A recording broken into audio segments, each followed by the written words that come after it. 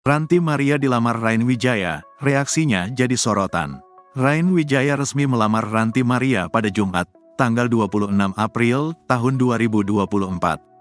Hal itu semakin spesial lantaran Rain Wijaya melamar Ranti Maria tepat di hari ulang tahun kekasihnya yang ke-25.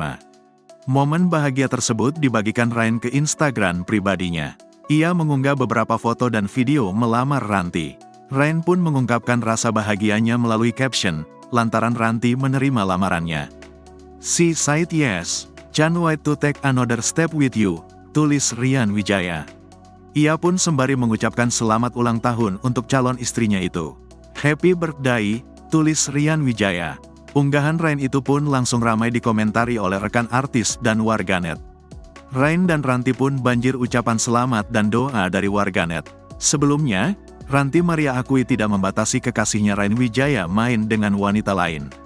Menurut Ranti Maria, dirinya sangat mempercayai sang kekasih Rain Wijaya, sehingga upaya Ranti Maria tidak membatasi Rain Wijaya bergaul dengan wanita lain sebagai bentuk dukungan.